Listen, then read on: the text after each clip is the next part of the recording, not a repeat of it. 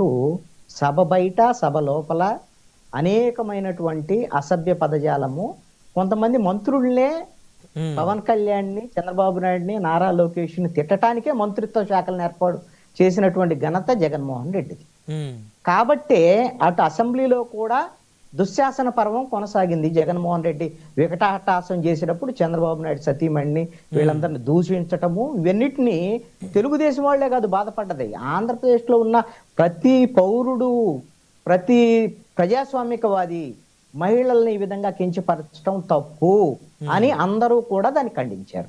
కాబట్టే వైఎస్ఆర్ కాంగ్రెస్ పార్టీకి 151 నుంచి 11 వచ్చినాయి అనేటువంటి విషయాన్ని మనం గమనించాలి. కాబట్టి దానికి ప్రజలు తీర్పిచ్చేశారు. 5 ఏళ్లు వాళ్ళు చేసినటువంటి ఆ దుశ్శాసన పర్వము, వాళ్ళ ఇష్టారీతిన అప్రజాస్వామిక చర్యలకి ప్రజలు పనిష్మెంట్ ఇచ్చేశారు. ఇప్పుడు మీ వంతు వచ్చింది, మీకు కూటమికి అవకాశం ఇచ్చారు. అవకాశం ఇస్తే వైఎస్ఆర్ కాంగ్రెస్ పార్టీని ఇప్పుడు 1.5 సంవత్సరం అయింది. ఇప్పుడు వాస్తవంగా జరిగినటువంటి ఘటనకు సంబంధించినటువంటి వ్యవహారంలో మీరు బాలకృష్ణ రెస్పాండ్ అయింది దేనికి అని అంటే, చిరంజీవి మీన రెస్పాండ్ అయ్యాడు తప్ప బాలకృష్ణ వ్యాఖ్యలు వినండి మీరు ఒక్కసారి. కామినేని శ్రీనివాస్ మాట్లాడినటువంటి ఎమ్మెల్యే ఆయన అసెంబ్లీలో మాట్లాడినటువంటి అంశం మీద ఏదైతే చిరంజీవి ఒత్తిడి చేశాడు కాబట్టి ఆ రోజున ముఖ్యమంత్రి జగన్మోహన్ రెడ్డి వచ్చాడు, లేదంటే సినిమాటోగ్రఫీ మంత్రితో మాట్లాడి వెళ్ళిపోమని చెప్పారు, పేరు నానితో మాట్లాడమని చిరంజీవి ఒత్తిడి చేస్తే మాట్లాడారు, జగన్మోహన్ రెడ్డి వచ్చాడు అని మాట్లాడిన తర్వాత ఎవ్వడూ ఒత్తిడి చేయలేదు అనేటువంటి మాటని ఆ రోజున అంత ఆగ్రహంగా మీరు బాలకృష్ణ మాట్లాడటం వెనక చిరంజీవి అనేటువంటి వ్యక్తి అలా ఎవ్వడూ ఒత్తిడి చేయలేదు అనేటువంటి మాట మాట్లాడటం అనేది బాలకృష్ణ చేసిన తప్పు.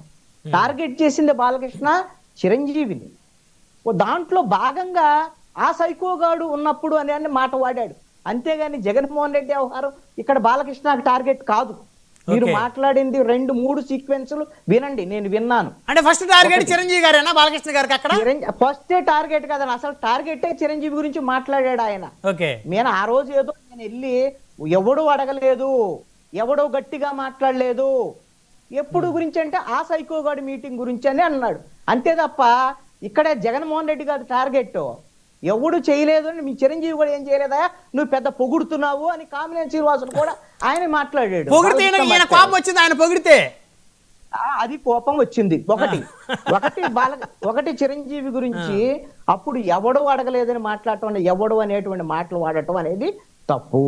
రెండో అంశం ఏంటి, మాజీ ముఖ్యమంత్రి అయినా సరే ఒకవేళ వాళ్ళు అలాంటి తప్పులు చేసినా సరే వీళ్ళు మళ్ళీ అదే భాషని అసెంబ్లీలో సైకోగాడని వాడటం, మాజీ ముఖ్యమంత్రికి సంబంధించి వాళ్ళ స్థాయికి దిగజారేటువంటి విధంగా, వైఎస్ఆర్ కాంగ్రెస్ పార్టీకి దిగజారేటువంటి విధంగా బాలకృష్ణ మాజీ ముఖ్యమంత్రి విషయంలో కూడా మాట్లాడాడు, అదొక తప్పు.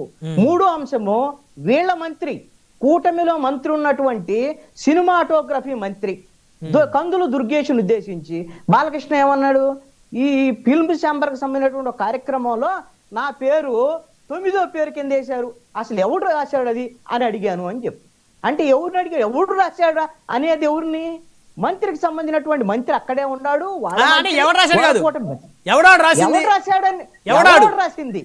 ఎవడో రాసింది అని నేను అడిగాను అని చెప్పి. అంటే నువ్వు ఒక 3 సార్లు గెలిచినటువంటి ఒక ఎమ్మెల్యేవి, ఒక మంచి బాధ్యతాయుతమైనటువంటి సీనియర్ పొలిటీషియన్వి, మీ స్థానము, మీ వ్యవహారం, మీ నాన్నగారు ఏంది, లేకపోతే మీ బావగారు ఏంది, లేదా మీ అల్లుడు గారు ఏంది, ఎన్ని వ్యవహారాలు చూసాం కదా బాలకృష్ణకి సంబంధించి. వీళ్ళందరూ చరిత్ర కదా వీళ్ళది ఇప్పుడు.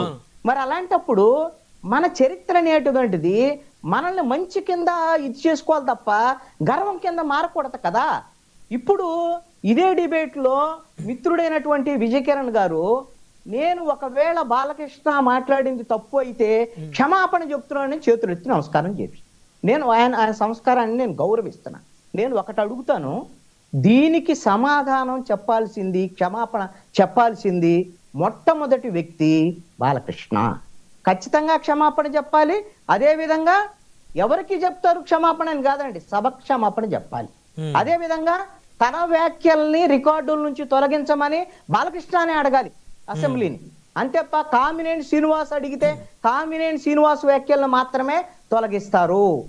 ఈయన ఇంకొక సభ్యుడికి సంబంధించినటువంటి వ్యాఖ్యలను దానికి కొనసాగింపైనా లేకపోతే ఇంకొకటైనా అలా తొలగించరు. రెండో అంశము, బాలకృష్ణ తన తప్పుని అంగీకరిస్తాడా, క్షమాపణ చెప్తాడా లేదా అని ఆయన విచక్షణ.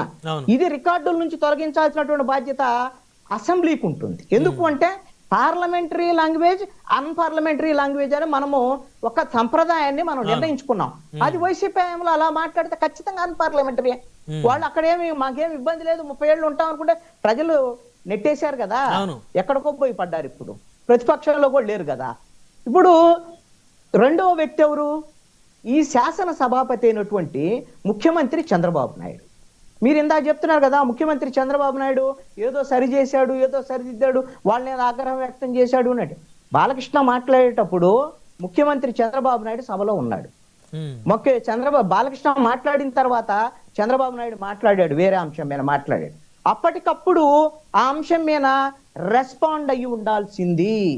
అప్పుడే సరే 3 రోజులైంది, ముఖ్యమంత్రి కార్యాలయం నిన్న ఏదో పేపర్ లీకులు ఇచ్చేసి మీరు వ్యక్తిగతమైన అంశాలు మాట్లాడుతున్నారు, లేదా కూటమికి ఇబ్బందులు వచ్చామంటే మాట్లాడుతున్నారు అని ఏదో కలరింగ్ ఇచ్చేటువంటి విధంగా పేపర్లో వార్తలు రాయిస్తే కాదు. ఇది ఏమిటి అంటే శాసనసభకు సంబంధించినటువంటి గౌరవానికి సంబంధించినటువంటి వ్యవహారము. అంటే పేపర్ లో కావాలని రాయించారంటారా మేనేజ్ చేయడానికి కోసం? చెప్పి వేయించారండి, ఆ విధంగా మాట్లాడారనండి. నేనేమంటానంటే ముఖ్యమంత్రి కార్యాలయం ప్రకటన చెయ్యాలి. బాలకృష్ణ మాట్లాడినటువంటి వ్యాఖ్యలకు సంబంధించినటువంటి విషయంలో ఆ విధంగా మాట్లాడి ఉండకూడదు, ఖచ్చితంగా తప్పదు, అన్పార్లమెంటరీ అనేటువంటిది. ఇది ఎవరిని అడిగినా చెప్తారు. ఆ విధంగా ముఖ్యమంత్రి కార్యాలయం, ముఖ్యమంత్రి రెస్పాండ్ అవ్వాలి. అంటే ముఖ్యమంత్రి కార్యాలయం ప్రకటన చేస్తే బాలకృష్ణ గారు ఊరుకుంటారా సార్? నన్నే తప్పు అంటారు అని చెప్పి ఆయన ఊరుకుంటాడా, ఉరుకుతాడా, అదేది మీకు సంబంధించిన వ్యవహారంగా నేను చెప్తున్నా, వినండి. నా పాయింట్ చెప్తా వినండి. ఇక్కడ ఇదే చంద్రబాబు నాయుడు అసెంబ్లీలో తన కుటుంబానికి సంబంధించినటువంటి అంశం మీద దుశ్శాసన పర్వం కొనసాగించి జగన్మోహన్ రెడ్డి మాట్లాడి ఆయన వ్యక్తాసం చేస్తే చంద్రబాబు నాయుడు వెళ్ళి బోరున కన్నీరు పెట్టుకున్నారు. ఆ రోజున అందరం బాధపడ్డాం, అరే ఇలాంటి పరిస్థితి, ఇలా మాట్లాడతారా ఏంటిది అనేటువంటి దాని మీద వైఎస్ఆర్ కాంగ్రెస్ పార్టీ వైఖరి మీద అందరం మాట్లాడాం. మరి ఆ బాధ ఈ రోజున చంద్రబాబు నాయుడికి తెలిసినప్పుడు ఇలాగా వాళ్ళ స్థాయికి మనం దిగజారకూడదు అనేటువంటి విషయాన్ని బాలకృష్ణకి సభలోనే చెప్పుంటే ఇంత రాద్ధాంతం ఉండేదా? అంటే చెప్పడానికి వెనకాడారంటారా, లేకపోతే మళ్ళీ చెబితే ఆయన తిరిగి మళ్ళీ ఎన్ని అంటారని ఆలోచించారంటారా? ఏమంటారో వాళ్ళిద్దరికి సంబంధించినటువంటి వ్యవహారం నాకు సంబంధం లేదు. ముఖ్యమంత్రిగా ఆయన బాధ్యత, ముఖ్యమంత్రిగా ఖచ్చితంగా ఈ సభని సరిదిద్దాల్సినటువంటి బాధ్యత, బాలకృష్ణ మాట్లాడింది తప్పు అని చెప్పాల్సినటువంటి బాధ్యత ముఖ్యమంత్రి మీద ఉంటుంది. ఇక మూడో వ్యక్తి ఎవరు అని అంటే స్పీకర్ స్థానంలో కూర్చున్నటువంటి రఘురామకృష్ణరాజు. స్పీకర్ స్థానంలో కూర్చున్నప్పుడు ఏది పార్లమెంటరీ ఏది అన్పార్లమెంటరీ అని తెలియ